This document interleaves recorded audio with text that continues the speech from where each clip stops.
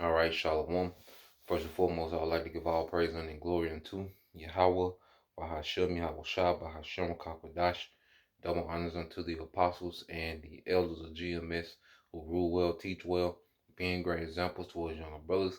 And peace and blessings, salutation to the hopeful lake out there pushing his word and truth and in sincerity across the four winds in the name of Yahweh Bahashem, Yahweh Shah, pushing to get up out of here. Shalom to the hopeful lake, the believers, the listeners whom have came back to the obedience of the scriptures through faith in Yahweh by Shemal Shai. Well, I want to get into this morning real quick. This real quick response, dealing with, the madness, that's going on. You had the guy, Deacon Hakah, come with an offer of $1,000 for brothers, to link in to the live screen and have a 30-minute, conversation concerning the rise of Paul. Well, we don't need to do that. All right. And just like the elder brother, um, not the Zakba, all right, the fact, that you made that offer shows that you missed the whole point, and at the end of the day, dealing with the leadership of Sakari, we do these videos, all right. The last thing that we expect, is those two men to repent. All right. Chief Alazar, okay, Chief Priest Alazar and Deacon Hakah. The last thing that we expect, those two men to repent. Okay. The first reason we do, the first motive to do these lessons is to make sure our congregation, has a thorough understanding of these topics, that's going abroad, so our congregation can be rooted, okay, in understanding and built up, okay, in Yahweh Shai, you know. And secondly, if there's members amongst, all right, the Sakari that are sincere, okay, and just being sincerely led wrong, then in hopes that, look, they can hear this, all right, and come under sound doctrine, man. And it's not even about them joining GMS. It's about them understanding sound doctrine, man. Okay, so ultimately we're here, all right, to defend the doctrine of Yahweh Bashem Al Shah, okay, and to edify, all right, the elect, man, and hey, let this word go out and fish for the elect no matter where they might be. Now, it would be a beautiful thing if those two men repented, and start teaching right, because if they, a lot of the energy that they spend, in trying to establish a rivalry, and we're gonna get into those things and going into all those other books and trying to be so deep. Those men have the potential, to be great teachers in righteousness, man. It'd be a beautiful thing. All right. Well, that's the last thing we would expect because we see, the pride. Those men are hardened, in their pride. Okay. So that $1,000 offer it show, and it also shows the relationship that they have with money. Okay. First off, $1,000. Okay. What do we, I mean? What do we look like? Some ratchet bitches that's on hood. We supposed to jump up and down and be like, oh my gosh, 1,000. Oh God, look, looking. You hear that, baby? We good. 1,000. Like we like that's gonna save our day. This is come on, man. All right, $1,000, man. And even if it was $100 million, man, this ain't what this is about. Because first of all, we in circumstances to where we're finna have to walk away from everything, man. Okay, we're finna have to walk away. It's brothers and sisters got plenty of money in their bank accounts, man. Okay, that they're being prepared to walk away from, man. All right, when we get to a certain point in this society. Okay, so they like I say, and that shows the relationship that those men have with money. Okay, and that's one of the main motivators for them to do the things that they do, because a debate with GMS would just be more marketable content. Okay, because off that 1,000, you get a GMS member in there because they have a congregation that feed off controversy. You see, they look at this, they look at the ministry as a reality show, as a drama. Okay, like this could be on Bravo. For them, this could be on Bravo, a weekly series that come on. All right, and they're here for the controversy, man, and they'll pour into the super chat. Okay, it would just be they're just there's pretty much just marketing from them guys, man. Because they're motivated by that money. Okay, and we understand that money is needed. All right, while this society is functioning, hey, we teach, to be proactive, in your daily financial obligations, man. Okay, and then we also understand that we come to a time where we're gonna have to walk away from everything, man. Okay, so I want to get two quick precepts. So lucky for the extended introduction.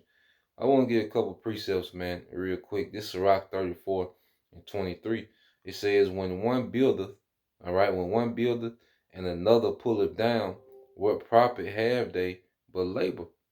Okay, so if we was to go on there and we teaching sound doctrine, and their whole objective is to break down, okay, or scrutinize the doctrine that we're teaching to tear it down, then what is the point? Okay, all it would be is entertaining, all right, to niggas, man, that don't know what they're a part of. You see, but all we will have is just wasted labor. Like that's 30 minutes, that could have been spent on building up the believers, man, that already believe in the truth wholeheartedly, man, that sincerely here, okay, for salvation, man, and not here for the gimmicks and the games. That's 30 minutes we could have spent with them instead of going over there and we trying to build and you tearing down. The only thing that comes from that is just wasted time and labor, man. Okay, we could spend that time and labor, all right, building up those that are already, tapped in and already locked in, man. Okay, and you read this in the GNT, Sirach 34 and 23. And this is in the GNT. It says, when one person builds and somebody else tears down, has anything been accomplished but hard work? All right, and off those debates, yeah, you gain the following, but most of them are there for the controversy. They're there for the ooh moments. They're not being provoked to change and become a new creature off the debates, man. Now, can you learn? Are there points and different things you can learn from a debate? Absolutely. Okay, but then it get to the point to where the whole theatrics that surrounds the debate, overshadows the edification. Okay, and those men, they're going way left now. What they're doing now, they're going way left.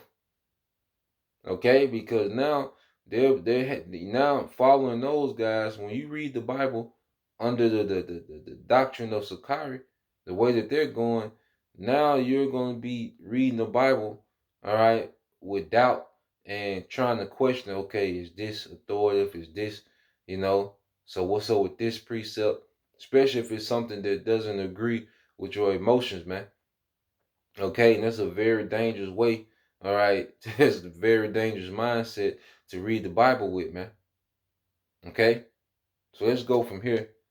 I want to get this in Philippians. All right, read a little bit out of NLT. Now, this was an Apostle Paul. Okay, was in bonds. He was in prison, and he's writing this letter, and this Philippians 1:12, and he makes some points, and it speaks to what we're seeing today.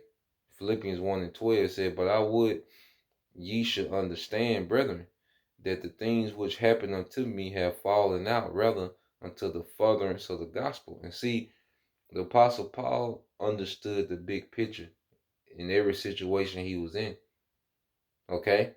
Which is the furtherance of the gospel, the good news, the doctrine, man, for the believers, man, okay? So you read this again, Philippians 1 and 12, it said, "But I would ye should understand, brethren, that the things which happened unto me have fallen out rather unto the furtherance of the gospel, so that my bonds in Yahushua are manifest in all the palace and in all other places." Okay? And many of the brethren in the Lord, waxing confident by my bonds, are much more bold to speak, all right, the word without fear. Let's read verse 14 NLT. "And because of my imprisonment, most of the believers here have gained confidence and boldly speak the Most High's message without fear." So the Apostle Paul is taking, his situation of being in prison, as the as an opportunity, for the gospel to be furthered. Now, the believers are emboldened to continue on in the faith, without fear.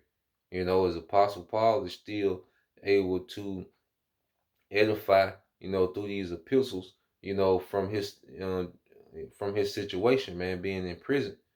Okay, even the believers that was in, the palace where he was being held, okay, they was beginning, to believe and be persuaded, you know.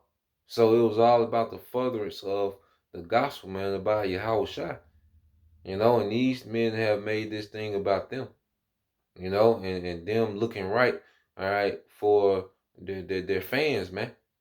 Okay.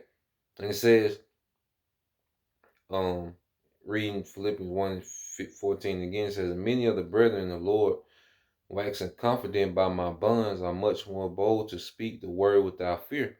Some indeed preach of Mashiach, even of envy and strife, and some also of goodwill." Now, you read this in the NLT, Philippians 1:15. "It is true that some are preaching out of jealousy and rivalry." Okay, and this is what you see of these men is rooted in jealousy and rivalry, man. They'll turn this thing into a rivalry, man. Okay, like I say, like it's some rap battle, like it's chess versus Easy the Block Captain. Loaded Lux versus New Jersey Twerk. Like that's what they trying to turn this into, man. Okay, a rivalry, man. Okay, and you got Simple Jakes. Yeah, I want to see that my two favorite groups. Okay, and for Jake to say that, talking about he want to see his two favorite groups go at it, he doesn't understand what he's a part of, man. And there's many of them like that, man. There's more of them like that than are there sincerely being edified, man. Okay, that are truly looking forward to Yahushua establishing the throne of David in the earth, man. Okay, reading on, it says, I'm gonna go to the NLT, Philippians 1:16. It says, "They preach because they love me, for they know I have been anointed to defend the good news. Those others do not have pure motives as they preach about Hamashiach. They preach with selfish ambition, not sincerely intending to make my chains more painful to me." Okay? So it's a lot of selfish ambition, okay, that's going on with the Sakari, man. It just is what it is, the truth. It's just the truth, man. You can't just keep saying we hating and why y'all keep rebuking and why. It's the truth, man. The way those men moving is just selfish ambition. Okay? That's what those men press the record button for, is for selfish ambition, man. Okay? And it says verse 18, Philippians 1:18 in the NLT, it says, "But that doesn't matter whether their motives are false or genuine. The message about Hamashiach is being preached either way, so I rejoice and I will continue to rejoice." Because at the end of the day, we not concerned about trying to debate those men. Now, like I say, they teach and they make certain points, all right, but the way they going, okay, hey, they definitely lead a lot of people to to some bad fates, man. At the end of this thing, okay, but the main motive is Yahushua is being pushed, man. That's the thing. The gospel is going throughout the earth, man. Okay, and the Lord is bringing an end to this thing, man. Okay, The thing is about getting out of here, man. If you looking forward to debate more than you looking forward to getting out of here, man, you don't understand what's going on. Okay? I was saying with Sakari, you can learn some things and be built up to a point, but then it comes to a point to where those men's teaching, those ambitious, those selfish ambitions become detrimental to you, man. You know? So that was the point. You know, as I said, they didn't want to make it long. Lord will, you brothers, all right, and you sisters was edified. Till next time I say Shalom, calling me out Shalom, Abba, DTA soon, Shalom.